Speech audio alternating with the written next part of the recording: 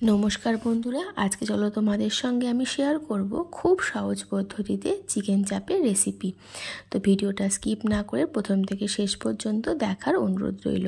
তো চিকেন চাপ বানানোর জন্য আমি কিছু পেস্ট সবার ফার্স্টে রেডি করব।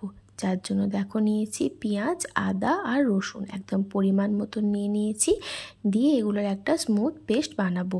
তো আমার পেস্ট কিন্তু একদম রেডি, আর জল ছাড়াই কিন্তু পেস্টটা রেডি করেছি। যেহেতু পেঁয়াজ আছে, পেঁয়াজের জলেই কিন্তু খুব সুন্দরভাবে বাটা হয়ে যাবে। তো আরও একটা পেস্ট রেডি করব, যার জন্য নিয়েছি পোস্ত, কাজু বাদাম, চারমগজ, শুকনো লঙ্কা আর টক দই, একটা স্মুথ পেস্ট বানিয়ে নিয়েছি। তো পেঁয়াজ আদা রসুনের পেস্টটাও ঢেলে নিয়েছি একটা পাত্রে। তারপরে ওই চারমগজ, কাজু বাদাম, পোস্ত তার পেস্টও দিয়ে দিয়েছি। দিয়ে কিছু গুঁড়ো মশলা দিচ্ছি, হলুদ গুঁড়ো, লঙ্কার গুঁড়ো, জিরের গুঁড়ো, আর দিলাম কেওড়া জল, গোলাপ জল, আর দিচ্ছি 3-4 ফোঁটা মতন মিঠা আতর। মিঠা আতরটা কিন্তু পরিমাণে বেশি হয়ে গেলে ভীষণভাবে চিকেনের মধ্যে মিঠা আতরের গন্ধ বেরোবে, তাই মিঠা আতরটা কিন্তু অবশ্যই বুঝে দিতে হবে।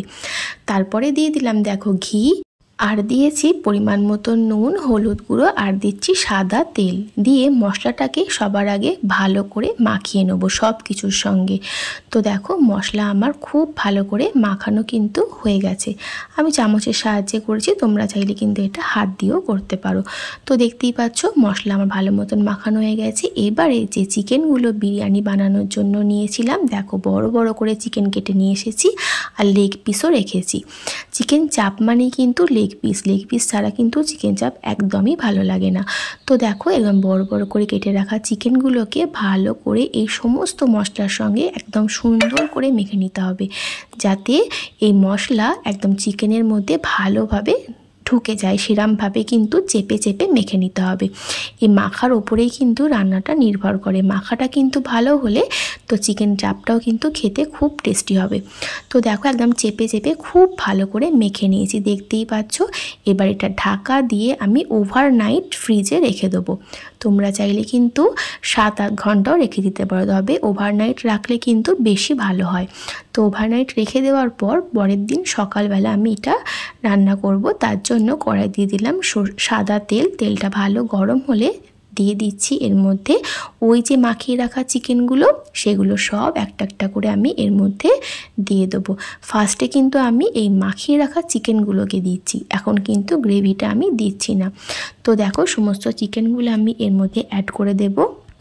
তো সব চিকেনগুলো কিন্তু আমি দিয়ে দিয়েছি। এবারে চিকেনগুলোকে দিয়ে একটু 3-4 মিনিট গ্যাসের ফ্লেম হাইতে করে একটু কষিয়ে নেব।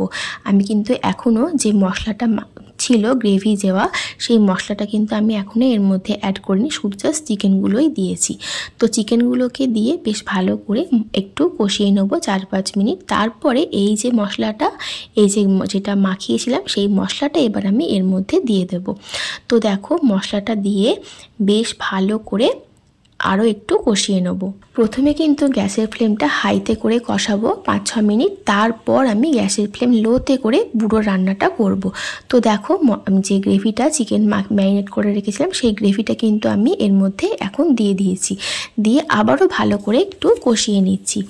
ওই ধরো 5-7 মিনিট আমি চিকেনটাকে গ্যাসের ফ্লেম হাইতে করে একটু কষিয়ে নিয়েছি। তারপর ঢাকা দিয়ে গ্যাসের ফ্লেম লোতে করে পুরো রান্নাটা হবে, তাতে কিন্তু চিকেনও সেদ্ধ হয়ে যাবে আর একদম কাঁচা মশলার গন্ধও চলে যাবে।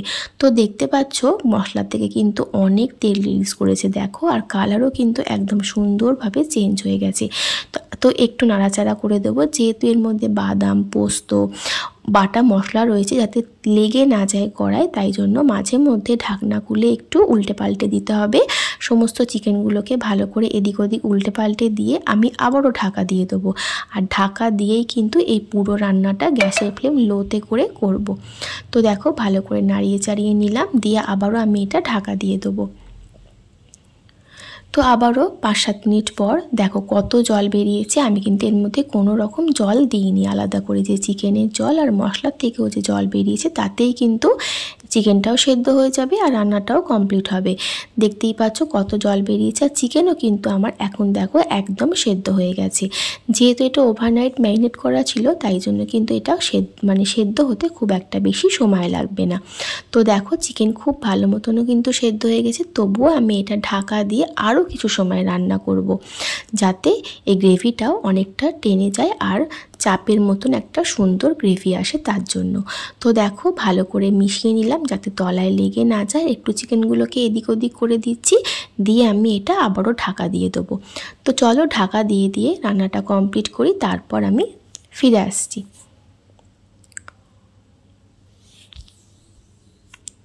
তো হালকা হাতে কিন্তু খুব ভালো করে মিশিয়ে নিচ্ছে, তোমরা দেখতেই পাচ্ছ। এবারে এটা আমি আবারও ঢাকা দিয়ে দেবো। তো ঢাকা দিয়ে দিয়ে কিন্তু আমি রান্নাটা মোটামুটি কমপ্লিট করেই ফেলেছি। তো এইবারে আমি দেখাই, দেখো চিকেন চাপ কিন্তু আমার একদম মোটামুটি রেডি হয়েই গেছে। তো দেখো চিকেনও খুব সুন্দরভাবে সেদ্ধ হয়ে গেছে, আর এই চাপের যে ঝোলটা আছে এটা একটু বেশি রয়েছে পরিমাণে, তার জন্য আমি এটাকে একটু ফুটিয়ে কমিয়ে নেবো। তো গ্যাসের ফ্লেম হাইতে করে একটু ফুটিয়ে নিলাম 5-7 মিনিট। তারপরে দেখো সবশেষে দিয়ে দিলাম কেওড়া জল, সামান্য একটু গোলাপ জল আর 2-3 ফোঁটা মতন মিঠা আতর। প্রথমেই ইউজ করেছি আর লাস্টে খুব সামান্য একটু ইউজ করেছি। দিয়ে ঢাকা দিয়ে একটু রেস্টে রাখবো 5 থেকে 7 মিনিট। তাহলেই কিন্তু তৈরি হয়ে যাবে একদম রেস্টুরেন্ট স্টাইল চিকেন চাপ, যেটা আলু বিরিয়ানি, তারপরে নান, কুলচা, রুটির পরোটার সাথেও কিন্তু দারুণ লাগে খেতে। তো আমার এই রেসিপি তোমাদের কেমন লেগেছে অবশ্যই কিন্তু কমেন্ট করে জানিও। ভালো লাগলে আমার চ্যানেলটা সাবস্ক্রাইব করে দিও আর এইভাবে আমার পাশে থেকো। তাহলে আসি আজকের মতন, সবাই খুব ভালো থেকো, সুস্থ থেকো। নতুন কোনো রেসিপির সাথে আমি আবারও হাজির হব। তোমরা কিন্তু অবশ্যই ট্রাই করো আর আমাকে কিন্তু কমেন্ট করে জানাতে একদম ভুলো না আমার এই রেসিপি কেমন লেগেছে। টাটা।